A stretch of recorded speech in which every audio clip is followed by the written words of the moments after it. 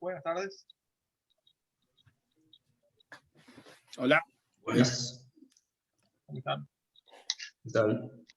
Buenas noches. ¿Cómo va?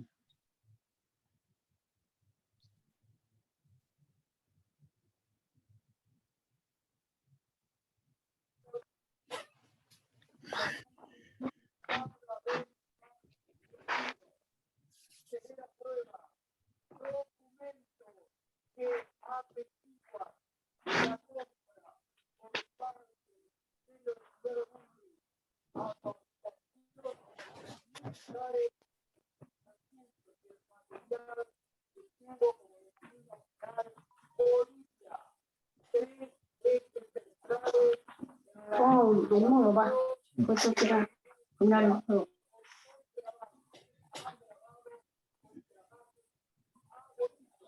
¿Qué haces, Eduardo? ¿Me escuchás? Fabián, ¿cómo estás? ¿Me escuchan? Escucho, no te veo. Bueno, sí, está bien. Buenas tardes, buenas noches. ¿Qué tal? ¿Cómo están? Ahora te escucho y te veo. ¿Cómo andas, Fabián? Bien, ¿Cómo andan todos? bien, bien. Bueno. Minuto más y arrancamos, ¿te parece, Fabián? Bueno, como digan, yo voy a poner a compartir. Ya estamos, ya estás para compartir, cuando quieras. Chicos, ahí ven una presentación de PowerPoint. Sí, exactamente.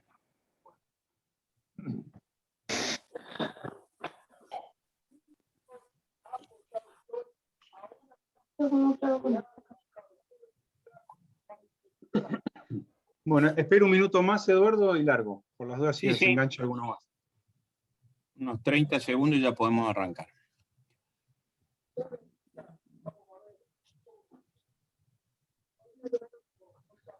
Bueno, hoy va a ser mi última clase. Vamos a terminar las preguntas de grupo. ¿Pudieron ver el video que les mandé el otro día que no pude presentar por acá? Sí.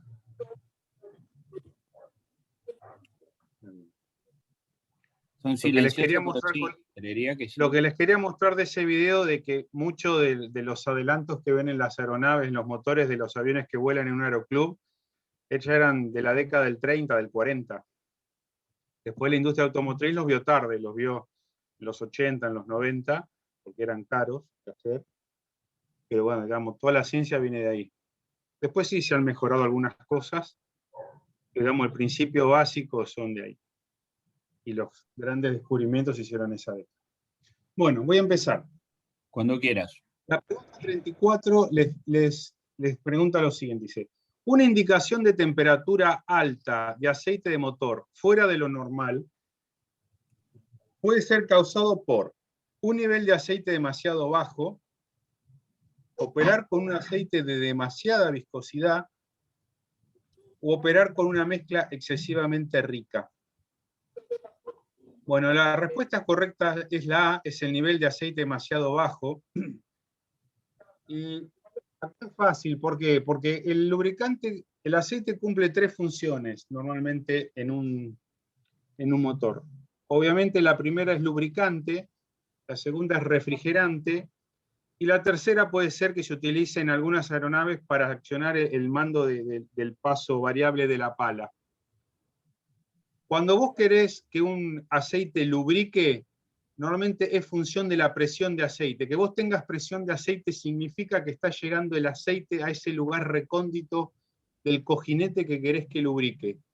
Ahora, ¿qué es lo que hace que el aceite sea refrigerante? Y la cantidad de litros que tiene el circuito. Por decirte algo, vos sabés que tenés un aceite X que utilizándose en las temperaturas normales de uso va a disipar, por ejemplo, póngales 10 grados por litro. Si yo tengo que bajar 40 grados la temperatura del motor y voy a necesitar sí o sí 4 litros, porque cada litro me disipa o me baja la temperatura en 10 grados. Entonces, una indicación excesiva de temperatura en el aceite es porque yo tengo poco aceite. Esto es válido para un motor de avión o para un motor de un auto de calle. Pregunta 35. ¿Qué acción puede realizar un piloto para ayudar a refrigerar el motor que se está sobrecalentando durante un ascenso. O sea, vos vas haciendo un ascenso, el motor está forzado, y te dice, reducir el rango de ascenso, incrementar la velocidad, porque estás bajando la nariz, reducir la velocidad de ascenso a incrementar las RPM, C, incrementar la velocidad de ascenso, incrementar las RPM. Una vez más, la respuesta correcta es A. Y acá lo que les pongo en rojo es aquellas medidas que ayudan, y vas a ver de ahí la que vas a ir la respuesta correcta. Dice, para evitar temperaturas excesivas en la culata de cilindro, el piloto puede abrir los flaps de capó, que no es una opción que te dan las respuestas, aumentar la velocidad, que la vas a aumentar cuando bajes la nariz, enriquecer la mezcla o reducir la potencia. Cualquiera de esos procedimientos ayudará a que se reduzca la temperatura del motor. Establecer un ascenso de poca pendiente, aumentando la velocidad, aumenta el flujo de aire a través de los sistemas de enfriamiento, lo cual reduce las temperaturas altas del motor. Vos lo que vas a ver en la pregunta que tenés, cuál es la más correcta o cuál se amolda más a aquellas medidas que vos vas a lograr el efecto deseado. Pregunta 36. ¿Cuál de los siguientes es un procedimiento adecuado para ayudar a refrigerar un motor que se está sobrecalentando? Incrementar las RPM, que es la B. ¿Reducir la velocidad? No. La respuesta correcta es la A, que es enriquecer la mezcla de combustible, y es algo que ya hablamos en clases anteriores. Vos cuando enriqueces la mezcla tenés un exceso de combustible en la mezcla aire-combustible que hace que se refrigere. Hay un exceso de líquido que refrigera la mezcla. Entonces, para evitar temperaturas excesivas de culata de cilindro, el piloto puede abrir otra vez los flaps de capó, aumentar la velocidad, enriquecer la mezcla o reducir la potencia. En función de esas 3-4 cosas que también lo dije en la pregunta anterior, vas a ir viendo en qué pregunta cuál de las respuestas se amolda más a una de estas circunstancias. 27. La regla más importante que se debe recordar si sucede una falla de potencia luego de estar en el aire es: A. Establecer en forma inmediata la actitud de planeo y la velocidad adecuadas. B. Verificar rápidamente la provisión de combustible ante un posible agotamiento de combustible. C. Determinar la dirección del viento para planificar un aterrizaje forzoso. La respuesta correcta es A. Mantener la velocidad adecuada de planeo, velocidad seguro, es la regla más importante que se debe recordar en el caso de una falla de la potencia. O sea, ¿se acuerdan qué velocidad es esa más o menos? Tiene un nombre. N. Máximo planeo. Sí, pero ellos saben qué es lo que es la BI y la BX, Eduardo. Creería que sí. Si no, por las dudas, Les hago, hay algo que se llama, chicos, velocidad de máximo alcance o velocidad de máxima autonomía. Son dos velocidades diferentes. La autonomía hace relación al tiempo que vos podés permanecer en el aire. Esa velocidad es BX. Y hay una velocidad que se llama BI, que te permite tener el máximo alcance. En este caso, que vos no tenés nada de potencia, estás planeando como un candado, vas a tratar de mantener esa velocidad BI, que es la que te va a asegurar llegar lo más lejos posible, ¿no? Y eso lo tienen en el manual. Ok. Pregunta 38. ¿Cómo se controla la operación del motor en una aeronave equipada con motor con una hélice de velocidad constante? Bueno, acá, chicos, les da unas opciones bastante largas, y esto hay que hacer un poco como la anterior. Hay que recordar lo que uno les pone en rojo ahí, que es en aeronaves equipadas con una hélice de velocidad constante, el acelerador controla la producción de potencia, la cual se registra en el indicador de presión múltiple. El control de la hélice cambia el ángulo de paso de la hélice y determina las RPM, lo cual se indica en el taquímetro. Ustedes lo que van a tener es un mando que van a mover hacia adelante y le va a dar que aumentan las RPM, y si van para atrás, bajan las RPM. ¿Está bien? Y eso va a acomodar automáticamente el paso de la hélice. Entonces, en este caso te dice, el acelerador controla la entrega de potencia, como se observa en el indicador múltiple de presión, y el control de paso de hélice regula las RPM. Esa es la pregunta correcta.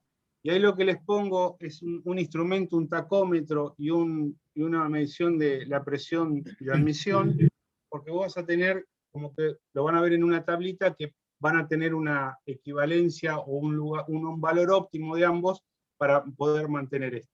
¿Está bien? Yo no sé si ahora ustedes en el curso de piloto privado están volando una aeronave con una hélice de paso variable, está bien, pero bueno, esto es lo que le pregunta el examen. El acelerador la B, que es el acelerador, controla la entrega de potencia, como se observa en el indicador múltiple de presión, y en control de paso de hélice regula un ángulo constante de pala, no es la correcta, y el acelerador controla las RPM del motor, como se registra en el taquímetro, y el control de la mezcla regula la serie de potencia, tampoco. Estos yo creo que son un poquito complicadas, más si no es algo que están practicando, ¿no? Acá la pregunta está también, otra vez, hace hincapié en un tema similar. Dice, ¿cuál de las siguientes es una ventaja de una hélice de velocidad constante? Dice, ¿permite al piloto seleccionar y mantener la velocidad de crucero deseada? No. ¿Permite al piloto seleccionar el ángulo de la pala para lograr el rendimiento más eficiente? Esa es la respuesta correcta. Y proporciona una operación más suave con RPM estables y elimina vibraciones. Yo les puedo hacer una analogía como si fuera una caja automática de un auto, o sea, donde vos pisás el acelerador y la caja de cambio automática te va dando cuál es la relación más óptima para que vos mantengas un flujo uniforme de potencia o de RPM. Esto es lo mismo. Cuando vos tenés una hélice de paso fijo, vos decís, bueno, voy a hacer un avión que voy a hacer mucho viaje, voy a pasear pasajeros, bueno, hago que el óptimo de esa pala, ese ángulo de paso, sea para un vuelo en crucero. Si tengo un avión con hélice de paso fijo y va a ser un acrobático, voy a tratar que ese paso corresponda a algo que me permita que tenga mejor performance, mayores valores de trepada, lo que sea. Pero para el resto no es lo más óptimo. La hélice de paso variable lo que te permite es que vas acomodando el paso para cada condición y hace que se optimice el valor de rendimiento de esa hélice. 40. Para la operación de un motor equipado con una hélice de velocidad constante, una precaución consiste en evitar configuraciones de RPM altas con presión múltiple alta, evitar configuraciones de presión múltiples altas con RPM bajas, siempre utilizar una mezcla rica con configuraciones de RPM. La C no tiene nada que ver, y la A y la B sí están relacionadas entre sí, y viene un poco lo que les decía, que vos vas a tener una tabla donde va a haber una equivalencia o una forma de combinar la presión de admisión con las RPM. Y eso va a hacer que esté en un valor de operación apto o en el que saques el mejor rendimiento. Y lo correcto es evitar configuraciones de presión múltiples altas con RPM bajas. 41. ¿En qué condición de vuelo el efecto de torque es mayor en una aeronave con un solo motor? Les pongo en rojo qué es lo correcto. El efecto de torque aumenta en proporción directa con la potencia del motor. O sea, donde vos das más potencia, el torque aumenta. Es como si das un golpe de acelerador brusco, obviamente el torque te va a sorprender por lo brusco. A mayor velocidad y a altitud del avión. Ahora, si la configuración de potencia es alta, la velocidad es baja y el ángulo de ataque es grande, el efecto de torque es mayor. Y les pongo ahí la escena de un avión queriendo despegar, que es la peor condición. La respuesta correcta A es baja velocidad, alta potencia y gran ángulo de ataque. B y C no son correctas. Pero además yo les digo otra cosa que también se suman en este momento. Y tiene que ver también un poco con el flujo que se enrosca alrededor del fuselaje cuando tenés un avión monomotor y la eficiencia que tenés de la deriva para poder evitar ese torque. A medida que vos vas ganando velocidad, la eficiencia de los comandos es mayor.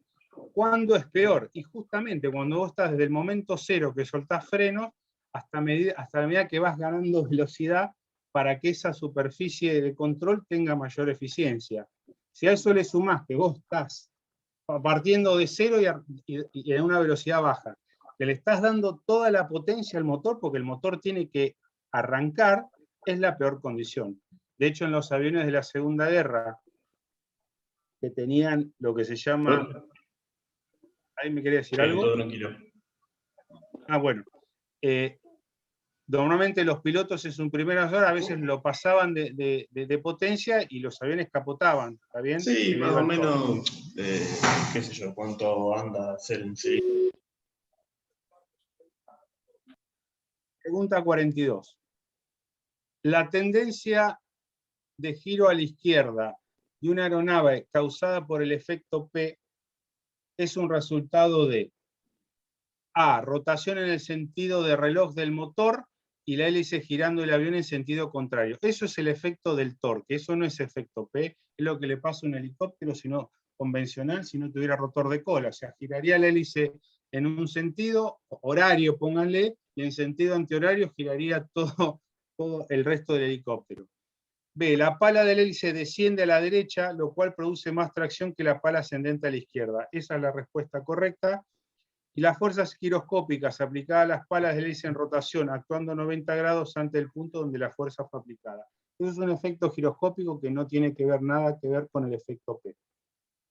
Entonces, lo que les pongo acá es la pala en movimiento hacia abajo, en el lado derecho, en algo que está girando en el sentido de las agujas de reloj, visto desde ustedes pilotos hacia adelante, tiene un mayor ángulo de ataque y una mayor acción y reacción que la pala en movimiento hacia arriba a la izquierda. Esto causa una tendencia de la aeronave a girar hacia la izquierda alrededor del eje vertical.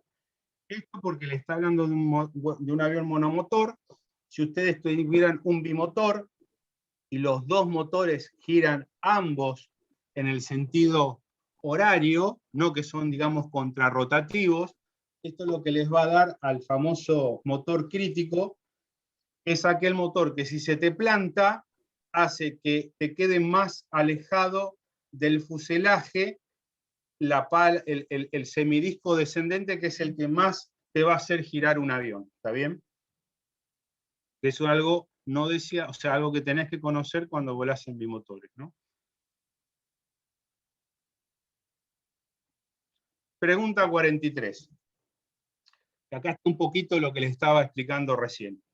¿Cuándo el efecto P causa que el avión guiñe a la izquierda? En ángulos de ataque reducidos no, en grandes ángulos de ataque en velocidades altas. Este fenómeno que les decía de la pala descendente, del semidisco de pala descendente, el semidisco de pala ascendente, obviamente se ve agravado cuando vos estás en elevados ángulos de ataque, ¿no? Entonces ahí lo que ven, los que les puse acá en el dibujo, no sé si se ve bien, ven un avión bimotor. Fíjense que el motor izquierdo, se ve que los dos motores están girando en el sentido horario. En D1, el motor izquierdo es donde tiene más tracción, y el motor derecho, D2, lo tiene más alejado del fuselaje. Entonces, yo le hago una pregunta. ¿Cuál de estos dos motores es el motor crítico? ¿Cuál de los dos, a ver si lo entienden? Más allá que la pregunta es otra, que a grandes ángulos de ataque se produce este fenómeno. Yo les cambio la pregunta y les digo, chicos, en esta aeronave, si se me planta un motor, ¿cuál es el que me lleva a la peor condición? El motor derecho. El izquierdo. Bueno. Te Sepan lleva el que la motor mayoría- derecho a la peor condición. Sepan que la mayoría, cuando le hago esta pregunta, casi hace un 50 y 50. El motor crítico es aquel que si se te planta, te lleva a la peor condición. ¿Está bien? Entonces, acá, al plantarte el motor izquierdo, que es el motor crítico, hace que quede funcionando el motor derecho, que tiene esa D2 más alejada del fuselaje que la D1 que tiene el motor izquierdo. ¿Está claro? Fíjense que yo voy a tener que hacer más fuerza de compensar con la deriva si se me cae el motor izquierdo que si es el motor derecho. ¿Lo ven? Normalmente, instintivamente corresponden al revés. Cuando lo entienden, después no se van a equivocar nunca más. ¿Está bien? ¿Se entendió? Fíjense que en el dibujo, la flecha del dibujo de la derecha es más grande que el de la izquierda y le está diciendo que el motor crítico es el izquierdo. ¿Bien? Pregunta 44. Pasé de largo. Durante la inspección previa al vuelo, ¿quién es responsable de determinar si la aeronave es segura para el vuelo? ¿El piloto al mando, el dueño u operador o el mecánico? Bueno, muchachos, son ustedes. En la inspección previa es el piloto al mando de una aeronave es responsable de determinar si la aeronave se encuentra en condición para el vuelo seguro. ¿Está bien? ¿Eso lo tienen claro? ¿O creen que es del mecánico? Cric, cric, cric, cric. No, está claro. Está claro. ¿Está claro? No, no está claro. Lo tienen claro. Bueno, muy bien. Pregunta 45. ¿Cómo se debería realizar la inspección previa al vuelo de una aeronave en el primer vuelo del día?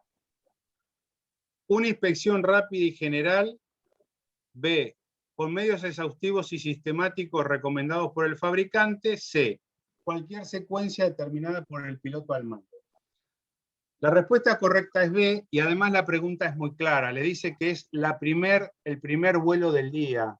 O sea, vos capaz podés hacer un turno de instrucción en un aeroclub, en una escuela de aviación militar, y un avión ir volando 2, 3, 4 turnos en el día, y puede ser que sacando la primera en aquellos vuelos intermedios, que se baja un piloto y sube otro piloto con instructor, lo que sea, puede ser que ese chequeo sea no tan estricto, tan riguroso como el primero, ¿no? Pero igual así, seguramente va a tener una lista de chequeo que va a decir, esta es la para el primer vuelo del día, y esta es para esos turnos que se dan después del primer vuelo del día, ¿está bien? Y siempre va a ser con un método escrito y exhaustivo y recomendado por el fabricante, que es el que hizo la aeronave, ¿está bien? Creo que esto no tiene mucha discusión.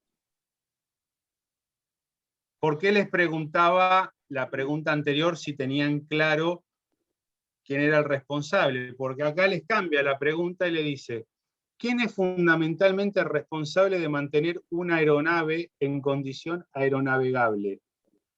¿El piloto, el dueño o el mecánico?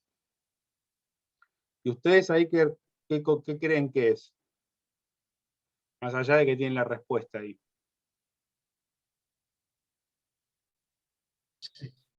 El dueño que es el que tiene que hacer las inversiones.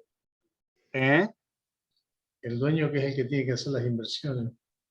Porque una cosa es que el avión esté en condición aeronavegable y otra cosa es lo que le pregunta antes en la inspección prevuelo.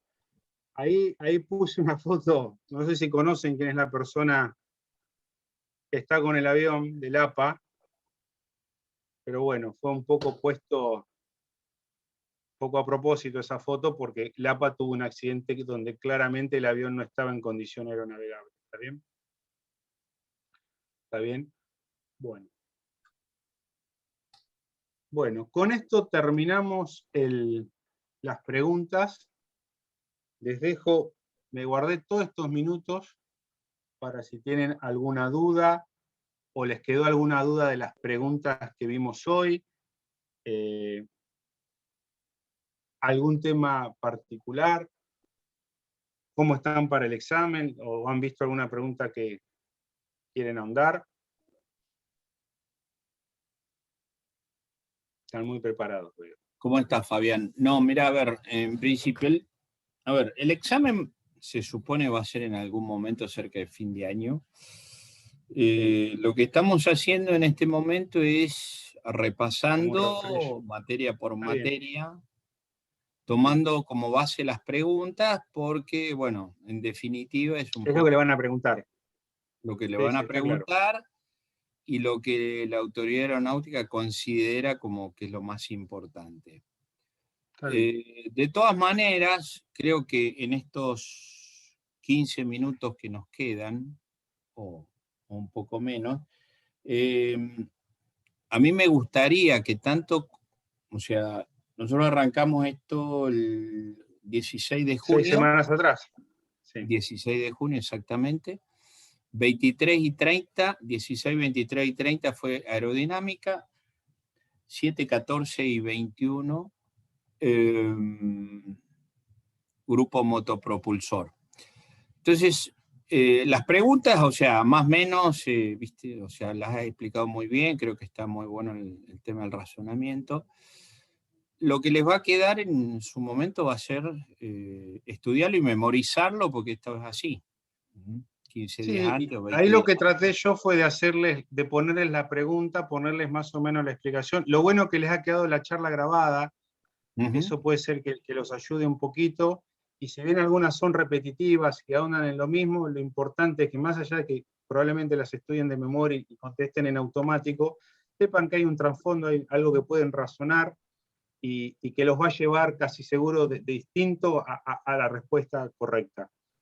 Igual si de acá en adelante, Eduardo, necesitas, no sé, vos sabés las materias que yo he dado, o necesitan otra charla, o volver, pues si es de acá a fin de año, me avisás y no tengo ningún problema, ya lo sabes. Por supuesto, y descuento que es así tu compromiso. Yo lo que ahora me gustaría, si no hay alguna pregunta, si no hay alguno de los chicos que tenga alguna pregunta, sí me gustaría que hicieras una especie, digamos, de paralelismo, ahora sí como ingeniero, ¿sí? Sí. Respecto a los grandes temas de lo que es de la aerodinámica, ¿qué es lo que a vos te parecería así, a vuelo de pájaro, después de ver las preguntas Sí, ¿eh? sí. Decir, bueno, No, yo normalmente, sí, ¿cómo? te entiendo. Yo normalmente, para Sí. mí, aerodinámica tienen que saber 2 o 3, 4 cositas básicas. Una es más o menos, capaz yo digo muy técnico, una es la curva CL en función del ángulo de ataque. O sea, que vos tenés un rango que va de 0 o menos 2 grados a 12, 14 grados, que es donde tu avión es sustentable, y de ahí tenés que tener claro qué es el ángulo de ataque. Es entre la cuerda y el viento relativo. Después tenés una resistencia que está formada por dos partes, una resistencia parásita, que es una resistencia debida a la fricción, a la viscosidad del fluido alrededor de la aeronave y a la forma aerodinámica que tiene tu avión, y una que es inducida, que es culpa de los vórtices, de la presión del intra 2 que quiere subir a la extra 2 y empieza a hacer que gire. Una aumenta con la velocidad, que es la de la forma, es la parásita, es como si vos sacás la mano fuera del vidrio del auto y vas ganando velocidad, y la otra al revés, es más intensa, baja velocidad, y a medida que aumenta la velocidad, la otra tiene. Ahora, la suma de esas dos resistencias es la resistencia total y es la que vos tenés que forzar, vencer, ya con la manito así, con tu motor. Entonces, esa resistencia es la que se opone a la tracción. Ahora, tenés un motor, obviamente vas a tener una potencia para generar esa tracción. Listo. No hay mucho más, yo creo que eso es lo más importante. Sí, después que lo que hablé un ratito antes, que salió de casualidad, lo que es una velocidad de máximo alcance, una velocidad de máxima autonomía. Obviamente, la velocidad Vx, la de máxima autonomía, es la que, si es la que más te va a permitir, o le hago una analogía como en el auto, o sea, a ver, no sé, pongo primera o pongo el acelerador al mínimo y voy lo más despacito posible, y sí, voy a tener el auto en marcha 10 horas, pero no voy a llegar muy lejos. Ahora, capaz que en quinta a 90 no voy a estar andando 10 horas, voy a estar andando 8, pero voy a llegar a lo más lejos posible. Entonces, ¿qué les quiero decir con esto? Que la Vx, que es la velocidad de máxima autonomía, está ligada a casi una potencia que me permite apenas el vuelo, y la BI, que es una de máximo planeo, que tiene que ver con la mejor relación L sobre D o de mejor rendimiento, es un poquito más elevada. Y es como les digo, es cuando dicen, bueno, a ver, en un auto, viste, 90 kilómetros en quinta y llegar. Porque si acelero más, me como el combustible y hago menos. Eso es algo que yo creo que va más de la mano de aerodinámica. Y después, no sé si ven mucho de estabilidad, pero en la parte de estabilidad, saber que para que el avión, entre comillas, sea estable, el centro de gravedad tiene que estar por delante del centro de presión, que es la resultante de todas las fuerzas aerodinámicas. Eso permite que si vos vas volando, de pronto soltás las manos, ¿no? Hay una ráfaga ascendente en el avión, tu avión sube, y automáticamente, sin que vos toques los mandos, automáticamente el avión va a bajar y se va a acomodar. Para que eso suceda, el centro de gravedad tiene que estar por delante del centro de presión. Si no, si está igual, va a quedar en esa actitud, es algo indiferente, y si está al revés, el avión se te va a ir de las manos, se va a seguir subiendo hasta que entre en pérdida. Y eso es una condición inestable. Estoy haciendo así memoria rápido, no sé si... No creo que, o sea, con eso es muy... Y además es muy fácil de ver en un grafiquito, en un dibujito, para que les quede rápido en la cabeza.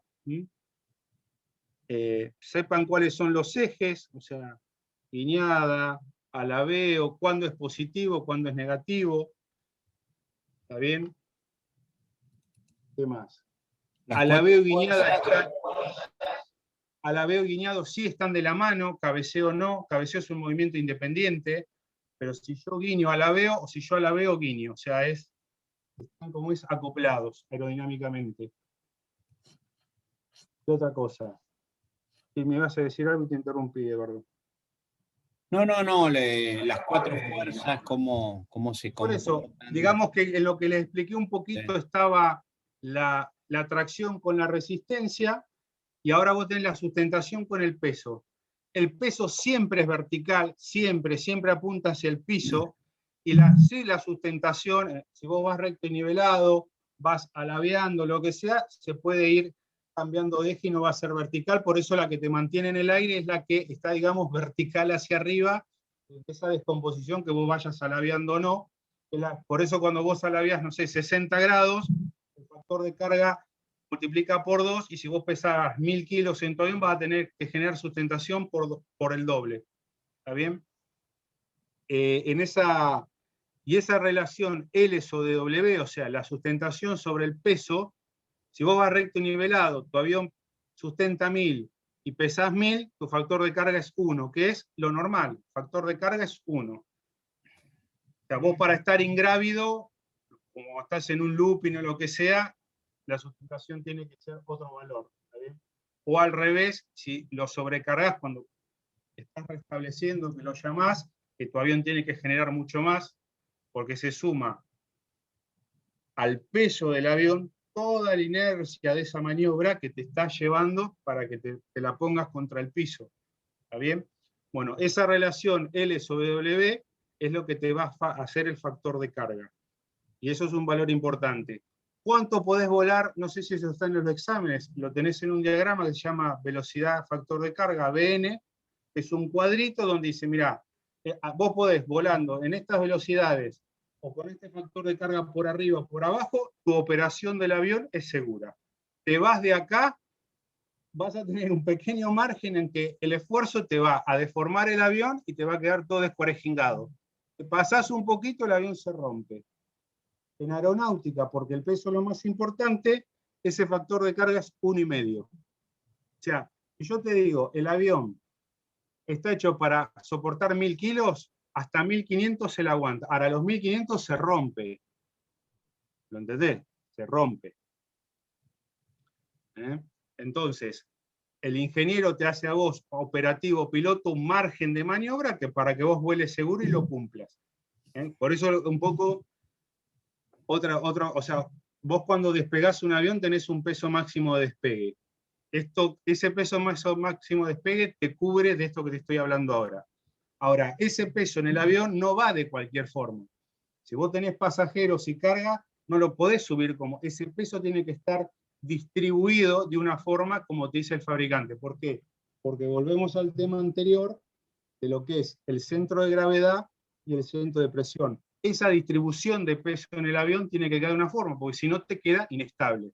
Entonces, si vos vas volando y no tenés esa precaución, o por ejemplo tenés esa precaución y la carga no la tenés atada, hiciste una maniobra y toda esa carga se movió dentro del avión, te cambia la distribución de peso de masa en el avión y probablemente tengas un accidente. Porque tus comandos, tu eficiencia de comando no va a ser la correcta. Entonces eso es importante. No solamente un peso máximo, sino la distribución del peso en la aeronave. Finalmente, Fabián, algunas recomendaciones que tengan que tener con el tema del motor, ¿sí? Respecto digamos, o sea, todas las cosas que van desde la inspección previa con el tema de los niveles de aceite, el tema de la formación de hielo, el tema de la potencia. Sí, yo creo, voy a ser muy burdo. Voy a ser muy burdo, o sea, en aquellas cosas que hacen, no sé, a valores de temperatura, presión de aceite, nivel de aceite, no hay mucha diferencia en lo que es un motor de calle. La diferencia que sí tenés que tener en cuenta es todo eso que es formación de hielo en el carburador, que en un vehículo de calle, en el cual andas todos los días, no es así.